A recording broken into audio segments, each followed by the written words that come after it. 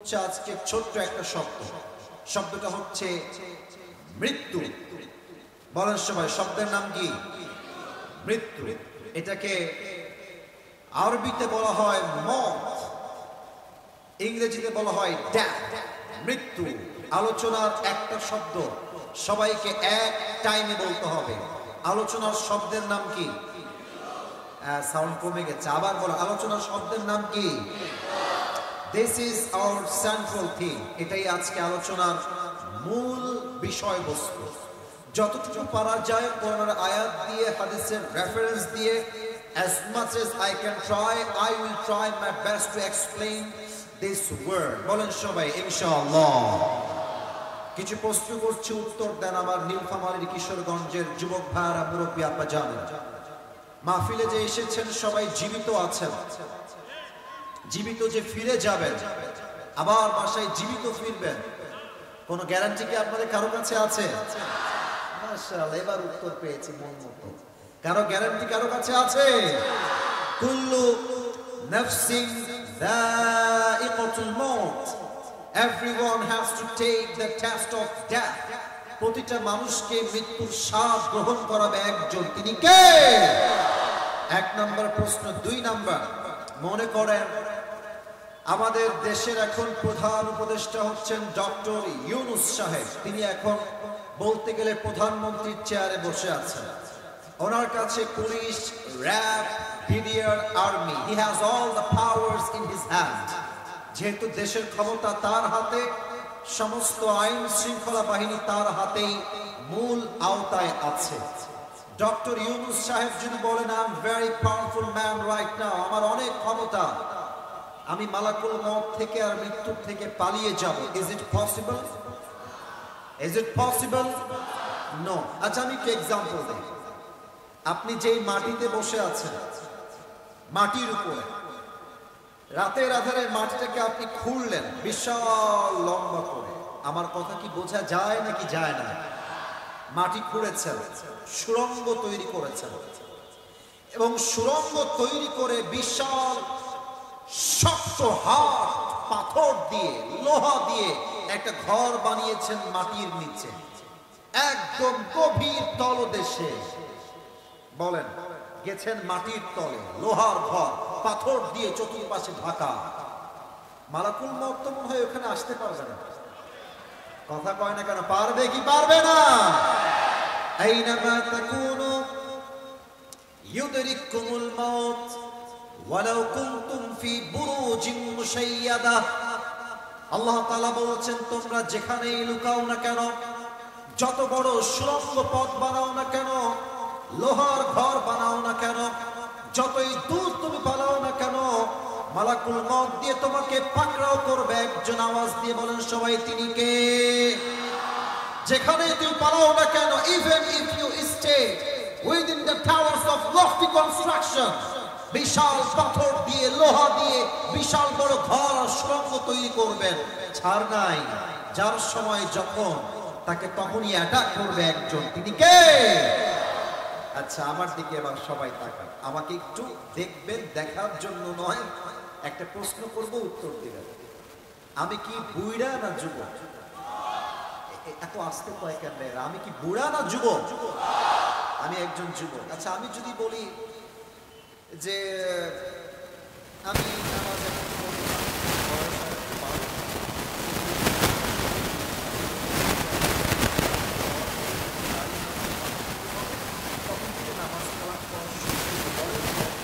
আমি যে বৃদ্ধ বয়সেই যাব, আমি যে যুবক বয়সে মরবো না, do I have any guarantee about it? আমার কোনো গ্যারান্টি কি আছে? বলো বলো বলো বলো। মনে রাখবেন একটা কথা অলওয়েজ মাথায়, মৃত্যুর কোনো বয়স নেই। কথা ঠিক কিনা বলেন যুবক ভাই? লিকুল্লি উম্মাতিন আজাল, ইযা জা আজালুহুম ফালা ইস্তাখিরুনা সাআহ ওয়ালা ইস্তাকদিমুন। The death will come on time, it will never late. যার সময় যখন করা আছে তখনই মালাকুল মউতকে পাঠাই দিবে একজন, তিনি কে? সদর হসপিটাল, এখান থেকে কত মিনিট লাগবে যাইতে? 1 ঘন্টা। আচ্ছা, কালকে সকালবেলা আপনার এই যে বুকে হঠাৎ করে ব্যথা শুরু হচ্ছে, সকালবেলা খুব দ্রুত এই ভিন্ন জগতে গিয়ে একটা কোনো মতো অটো নিয়ে চলে গেছে নীলফামারীর সদর হসপিটাল। ডাক্তার সাহেব দেখেন তো আমার বুকে কি হয়েছে, প্রচন্ড ব্যথা করছে, কাল সকাল থেকে নিয়ে আমি অস্থির হয়ে যাচ্ছি। ডাক্তার বলছে স্টপ, থামেন থামেন, একটু অপেক্ষা করেন, আমরা আপনাকে চেক করবো যে আপনার হার্টে কোনো প্রবলেম আছে কিনা। যাই হোক, আপনাকে আমরা রিপোর্ট দিব, আগে চেক করি, আগে টেস্ট করাবো। টেস্ট হয়ে গেল, আপনি মেডিকেলেই আছেন, রিপোর্ট আসলো। ডাক্তার সাহেব আপনাকে বললেন যে আপনার হার্ট এতটা দুর্বল হয়ে গেছে, আপনি হয়তো সর্বোচ্চ আর 7 দিন থেকে 8 দিন বাঁচবেন। আমাকে এবার উত্তর দেন সবাই।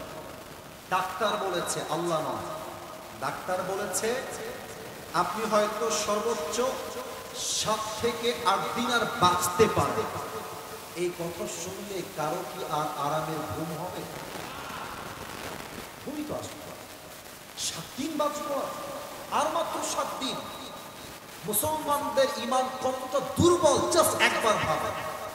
ডাক্তার বলেছে আপনি 7 দিনের বেশি হয়তো আর বাঁচবেন না, আপনার কলিজা শুকায় গেছে, ঘুম খারাপ হয়ে গেছে, খাওয়া নাই, দাওয়া নাই, ঘুম নাই। ডাক্তারের কথায় এত পেরেশান হয়ে গেলেন, আর আল্লাহ আপনাকে বলছেন তোর মৃত্যু এখনই হতে পারে। আপনি ভয় পেলেন না? আপনি নামাজ পড়তে পারলেন না, আপনি দাড়ি রাখলেন না, আপনি বাপ মায়ের খেদমত করতে পারছেন না। তার মানে বোঝা যায় আজকালকার মুসলমানরা আল্লাহর চাইতে ডাক্তারকে বিশ্বাস করে বেশি। না, মুসলমানদের ঈমান হবে প্রথম কার উপরে বলেন তো সবাই, তিনি কে? আচ্ছা, আপনারা সবাই, একজন নবী আছে, তার নাম হচ্ছে ইয়াকুব আলাইহিস সালাম। নাম তো শুনেছেন আপনারা সবাই। ইয়াকুব আলাইহিস সালামের সাথে মালাকুল মউতের একটা ফ্রেন্ডশিপ ছিল, বন্ধুত্ব ছিল।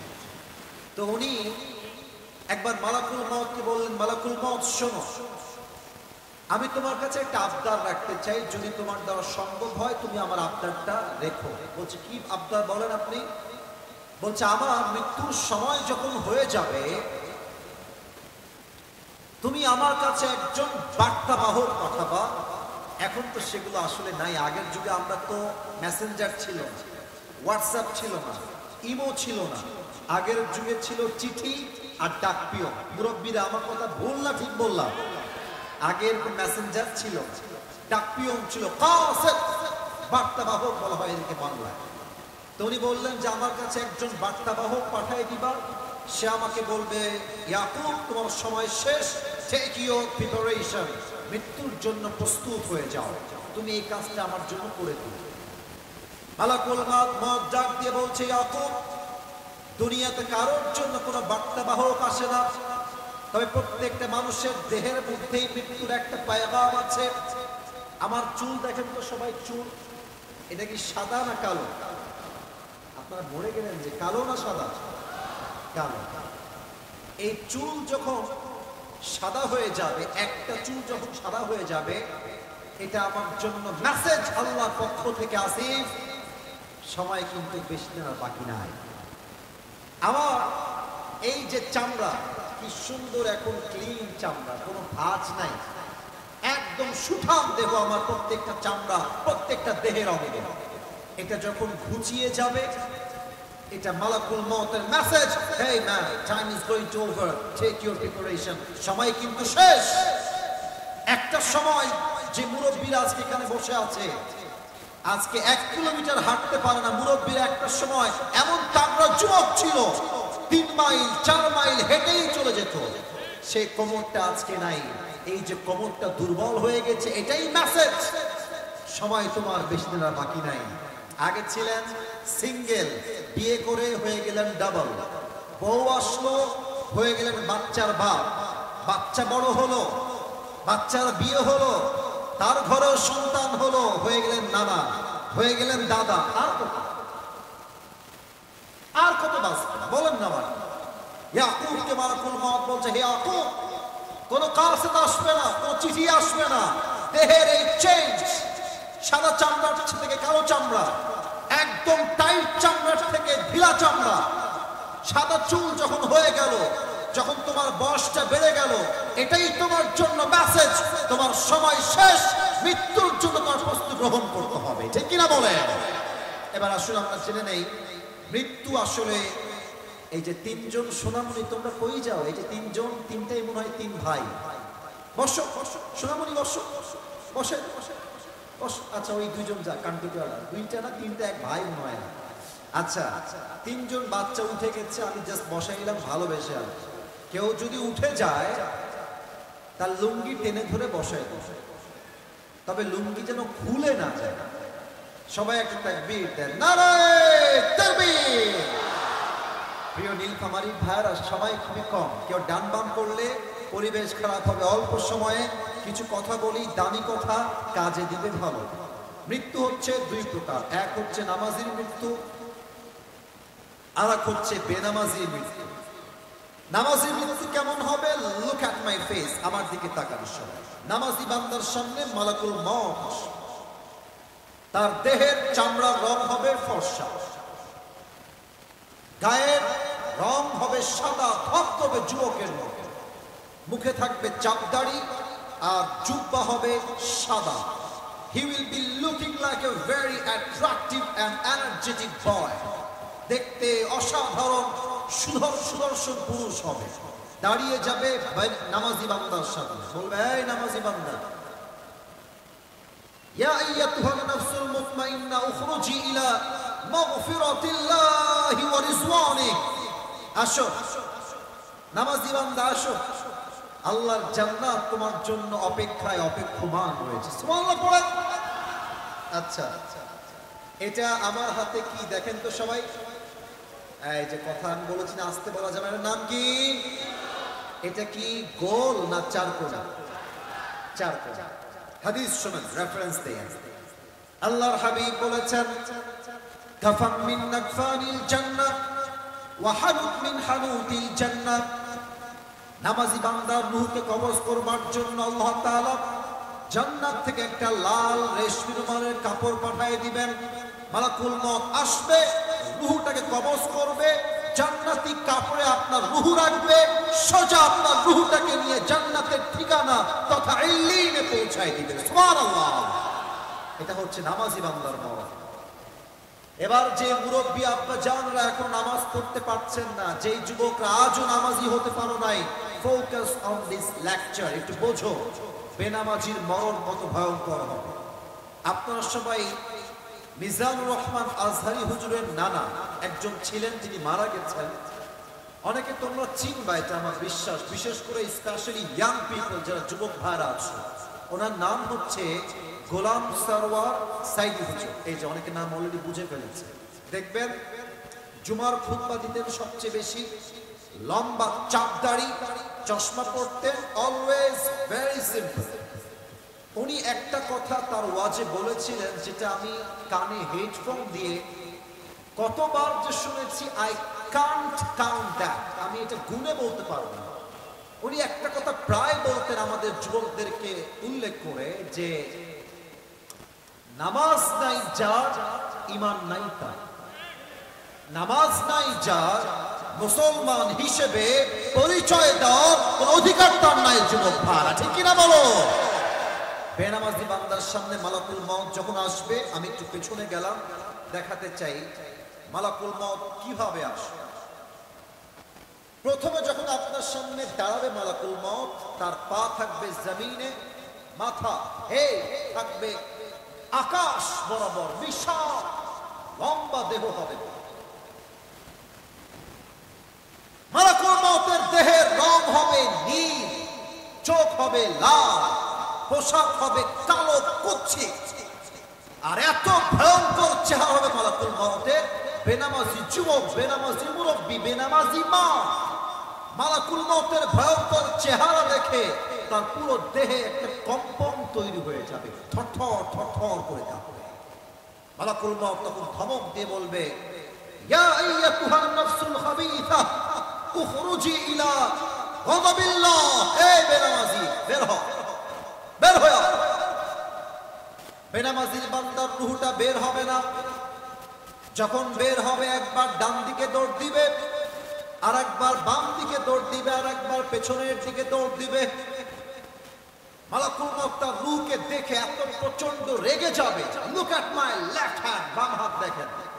মালাকুল মউত তার বাম হাতটা পেছনে নিয়ে, এই পেছনে, এখান থেকে নিয়ে সোজা বেনামাজির রূহের দিকে একটা খামা দিবে। রূহটাকে এমনি যখন ধরবে, তার বুক থেকে টেনে যখন বের করবে, হাদিসে আসছে একটা জীবিত ছাগলকে যাবেহ না করে তার চামড়া কেউ যদি চাকু দিয়ে ছিঁড়ে ফেলে, তার যে পরিমাণ কষ্ট হয় তার চাইতে কমসে কম 70 গুণ বেশি কষ্ট দিয়ে বেনামাজির রূহকে কবজ করা হবে। বলেন সবাই নাউজুবিল্লাহ। আহা, এই কষ্ট সহ্য করার মতো ক্ষমতা এখানে কারো নাই। আমি সবার জন্য দোয়া করি, আল্লাহ আমাদের সবাইকে তুমি মৃত্যুর কষ্ট আর আযাব থেকে বাঁচাই দিও, সকলে এই দিল থেকে পড়া আমিন। এই মৃত্যুর যেই লোকের সিঙ্গাপুরে বাড়ি ছিল, কোটি টাকার মালিক, সে বেশি দামি না নীলফামারীর ওই মানুষটা বেশি দামি?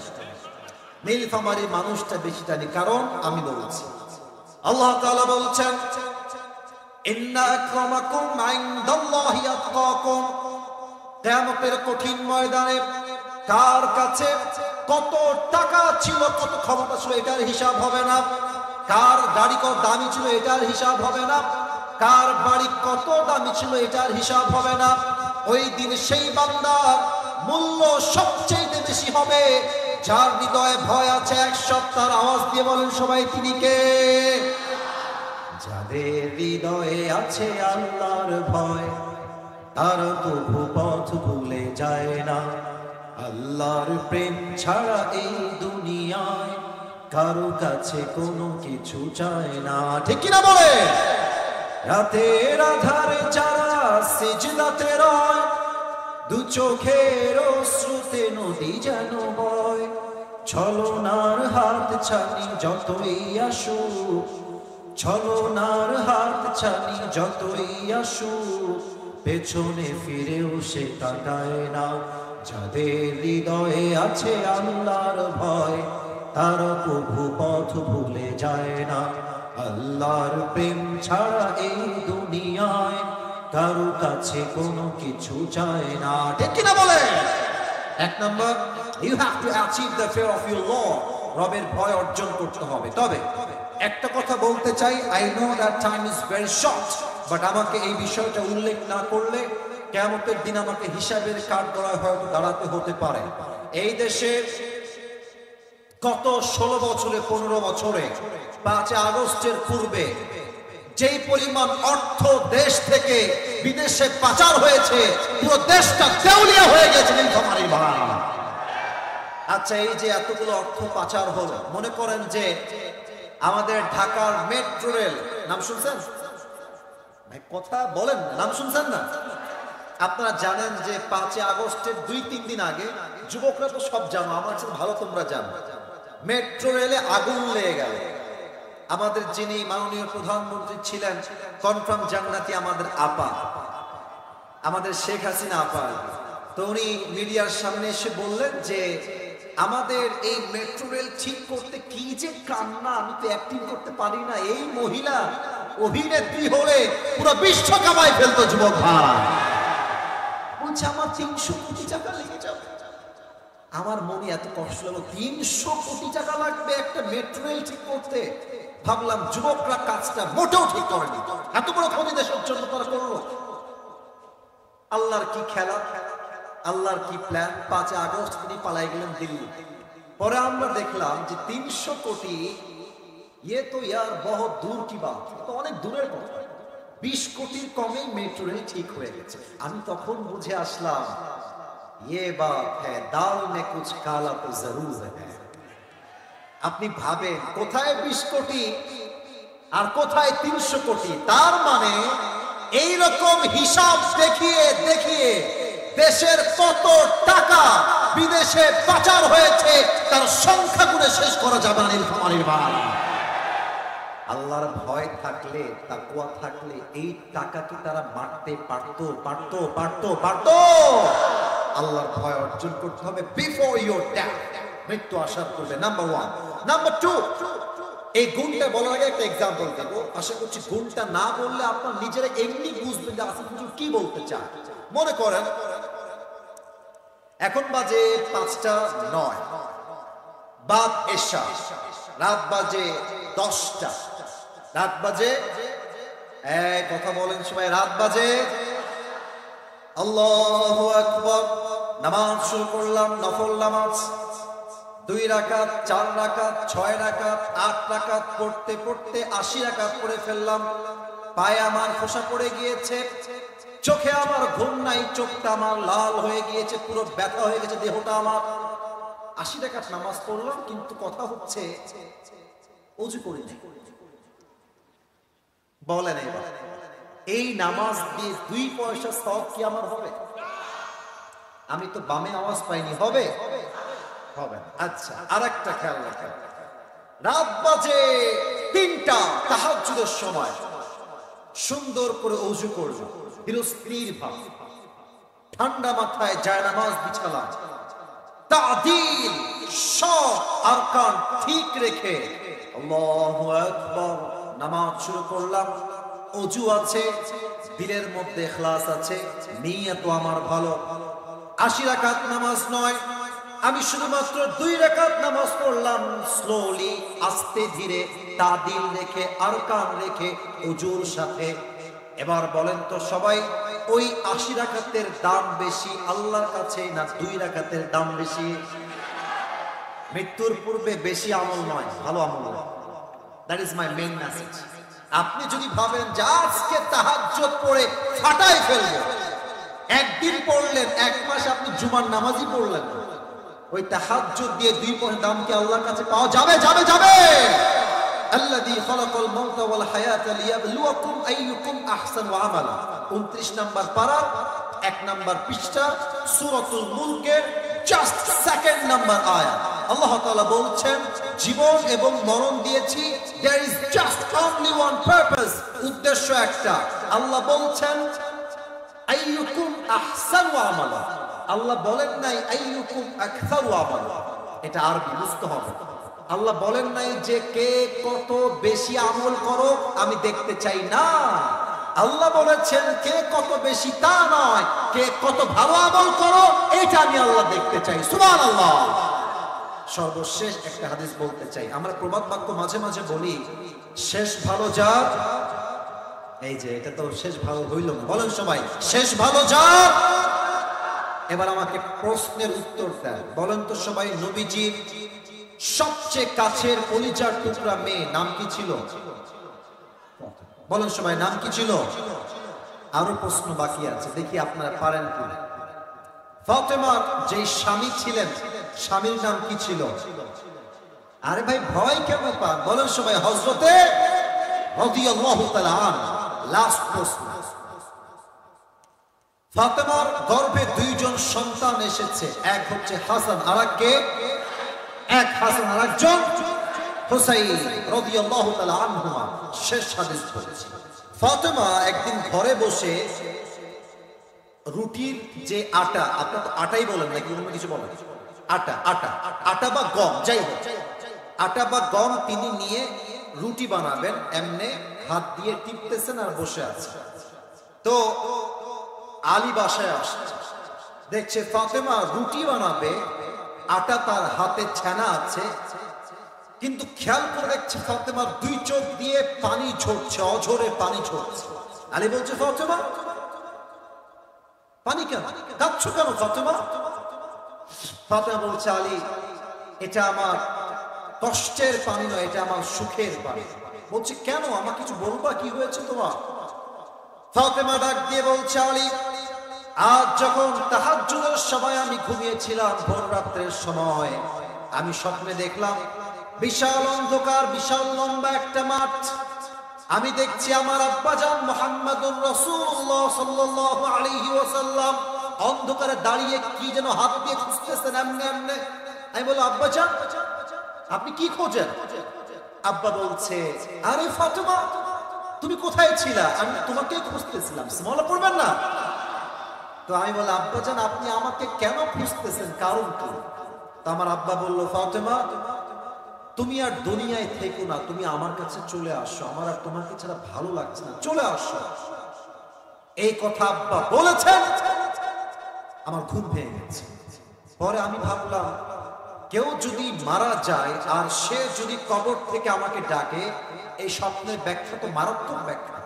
ব্যাখ্যা হচ্ছে, যদি আপনার বাবা মারা যায়, মা মারা যায়, বন্ধু মারা যায়, যে কেউ কাছের লোক মারা গেছে, আপনি স্বপ্নে দেখছেন তার সঙ্গে আপনার সাক্ষাৎ হয়েছে, সে বলছে ভাই তুমিও আমার কাছে চলে আসো, মা তুমি আমার কাছে চলে আসো, বাবা তুমি আমার কাছে চলে আসো।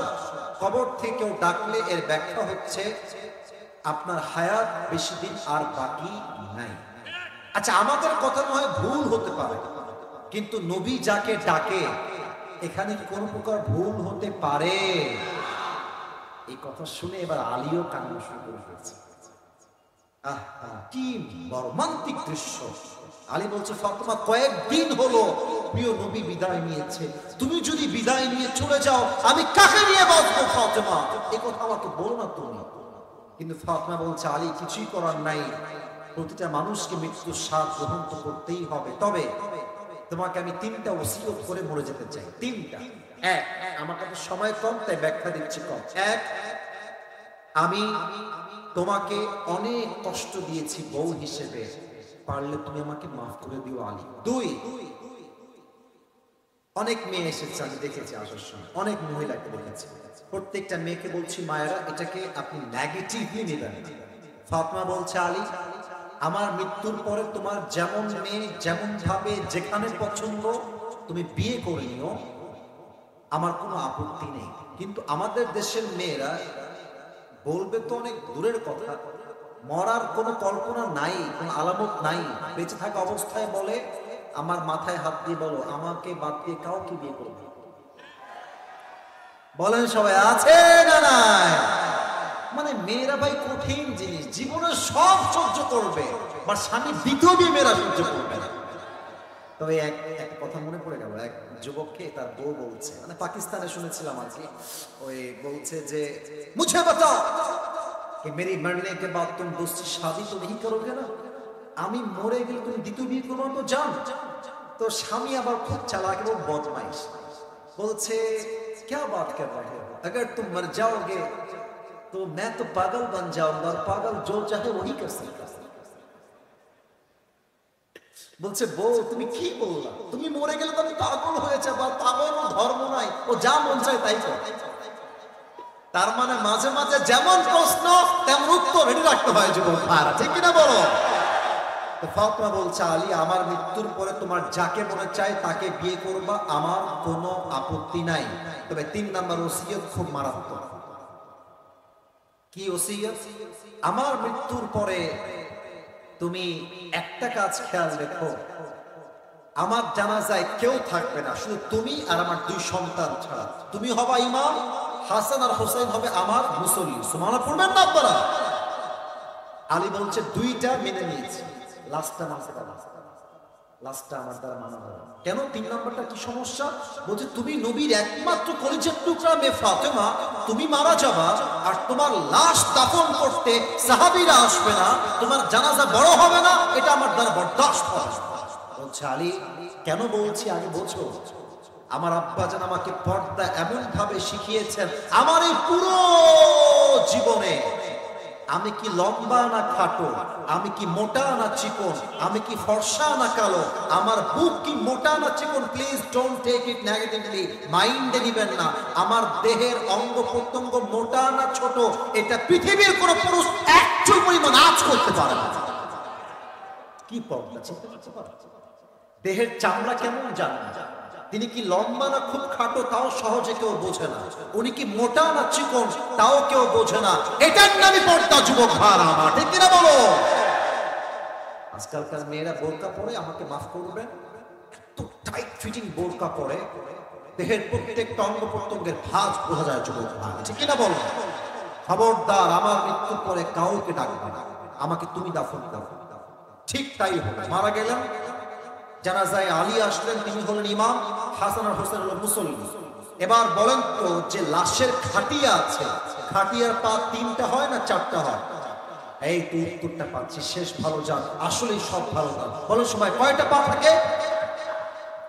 সামনে ধরেছে আলী এক পা, পেছনে এক পা হাসান আর এক পা হোসাইন, আর এক পা ধরার লোক নাই।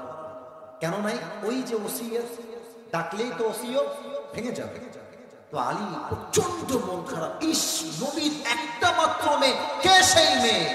সাইয়্যিদাতু নিসাই আহলিল জান্নাহ, জান্নাতের সমস্ত নারীদের সর্দারনির নাম হচ্ছে ফাতেমা। সুবহানাল্লাহ পড়ো সবাই। ইস এই হাতটা কেউ ধরবে, পাটা খালি আছে, কেউ কি নাই ধরার জন্য। আলীর চোখ দিয়ে পানি পড়ছে। হঠাৎ করে আলী দেখছে দূর থেকে একজন সাহাবী আবু যর গিফারি দৌড় দিয়ে আসছে। এখন আলী তো চিন্তায় পড়ে গেছে, কিরে যদি এসে বলে এই এটা কার লাশ, যদি বলি এটা ফাতেমার লাশ নয়, এটা মিথ্যা হয়ে যাবে। আর যদি বলি এটা ফাতেমার লাশ, আমার বইয়ের 3 নাম্বার ওসিয়ত নষ্ট হয়ে যাবে। আমি কি উত্তর দেব? আবু যর গিফারি এসেই কোনো কথা ছাড়া কাঁধে খাটিয়া নিয়েছে আর বলছে, আলী তুমি টেনশন করো না, আমি তোমাকে কোনো প্রশ্নই করব না, কোনো টেনশন নাই তোমার, আমাকে আল্লাহ তাআলা নিজেই তোমার কাছে পাঠিয়ে দিয়েছে। চলো কবরের দিকে চলো। এটাই আমার শেষ কথা, হাদিসের শেষ কথা। যখন কবরে নামাবে, খাটিয়াকে রেখেছে কবরের ডান পাশে, লাশ জাস্ট নামাবে। At the same time Abu Zar Ghifari ভাবছে এই লাশটা কার, কার লাশ নিয়ে আসছি। ব্রেইন তাকে উত্তর দিচ্ছে, এটা কোনো নর্মাল র্যান্ডম কোনো মেয়ে নয়, এটা কোনো সাধারণ মেয়ে নয়, এটা সেই মেয়ে যাকে আল্লাহর হাবিব দুনিয়াতে জান্নাতের টিকিট দিয়েছেন। এটা সেই মেয়ে, যেই মেয়ে জান্নাতের সমস্ত যুবকদের সর্দার হাসান এবং হোসাইনের মা। এটা সেই মেয়ে, যেই মেয়ে জান্নাতে সমস্ত নারীদের সর্দারনি ফাতেমা। এই কথাগুলো ভেবে তার কলিজা গৌরবে ফুলে গিয়েছে। আর বলছে, কবর খবরদার, জানিস তো কবরে কার লাশ রাখছি? খবরদার, এটা ফাতেমার লাশ, নবীর একমাত্র মেয়ের লাশ, জান্নাতের নেতা সর্দারনির লাশ। এটা হাসান এবং হোসাইনের মায়ের লাশ, এটা আলীর স্ত্রীর লাশ। খবরদার, ব্যবহার যেন খারাপ না হয় তোর কবর, খবরদার। আল্লাহ কবরের জবানকে ওই মুহূর্তে খুলে দিলেন। কবর বলছে, আবু যর গিফারি তুমি কাকে কি বোঝাও? এটা এমন এক 3.5 হাত মাটির ঘর, এখানে বাপের পরিচয় চলবে না, মায়ের পরিচয় চলবে না, সন্তানের পরিচয় চলবে না, তো নেতার পরিচয় চলবে না। এই কবর তার সঙ্গে ভালো ব্যবহার করবে যার কাছে আছে ভালো আমল, ঠিক কিনা বলে? যার আমল নাই তার কোনো পরিচয় নাই, আর যার আমল আছে আল্লাহ তাকে নিজেই জান্নাতের বাগান দান করবে। সুবহানাল্লাহ। এবার সবার থেকে শুনতে চাই, মৃত্যুর পূর্বে কয়টা আমল মাস্ট লাগবে বলুন সবাই? আরো আছে, আমি বলেছি, বলুন সবাই কয়টা? এক, আপনার এই হৃদয়ে ভয় রাখতে হবে 1 সপ্তাহের জন্য। বলেন সবাই তিনি কে? আল্লাহর নাম এমনি কইতে হয় না, জোরে কইতে হয়। বলেন সবাই হাত তুলে শাহাদাত আঙ্গুল উত্তোলন করে বলেন সবাই তিনি কে? 2, আপনার জীবনে বেশি আমল করবেন আজ থেকে না ভালো করবেন? আমি বামে আওয়াজ পাইনি, পেছনে আওয়াজ পাইনি, এদিকে পারফেক্ট। বলেন সবাই বেশি না ভালো? আমি আসিফ হুজুর 100টা ওয়াজ করলাম, নাই কোনো আয়াত, নাই কোনো হাদিস, নাই কোনো রেফারেন্স, ওইটার কোনো দাম নাই। আমি যদি একটা ওয়াজ কনস্ট্রাকটিভলি করি, 100 ওয়াজের চাইতে একটা ওয়াজ দিয়ে মানুষের হেদায়েত হবে, ঠিক কিনা বলেন? সংখ্যায় বেশি হওয়া জরুরি নয়, কোয়ালিফিকেশন বেশি জরুরি। আমার জামা আছে সবগুলো ছেঁড়া পেট্টি জামা 20টা, আমি একটাও পরবো না। বিয়ের দাওয়াত আসলে দেখবেন আপনি সেই জামাই পরেন যেই জামা দেখতে সবচেয়ে বেশি সুন্দর। তার মানে সংখ্যা নট ইম্পর্টেন্ট, আপনি যা করছেন is it qualification, is it qualification, is it qualified, এটা কি ঠিকঠাক আছে কিনা, সব ওকে আছে কিনা। পারফেক্ট হলে 10টা নয়, একটা দিয়ে 10টার কাজ হয়ে যায়, ঠিক কিনা বলেন? তাহলে আমার উত্তর দেন, আমাকে বুঝে থাকবে সবাই, বেশি আমল না ভালো আমল? আল্লাহ সবাইকে মৃত্যুর পূর্বে ভালো ভালো আমল করার তৌফিক দান করুন, আমিন। সবাই 2 হাত তুলে, সবাই 2 হাত তুলে তাকবীর দিবেন, আমি যা বলি তাই দেন। সবাই একটা কাশি দেন, এবার তাকবীর দেন, নারে তাকবীর। বলেন সবাই আমার সঙ্গে, আমি যা বলি তাই বলবেন। বলেন সবাই আল্লাহ। ভাইরা আল্লাহর সাথে একটা ওয়াদা হবে, শুধু একটা।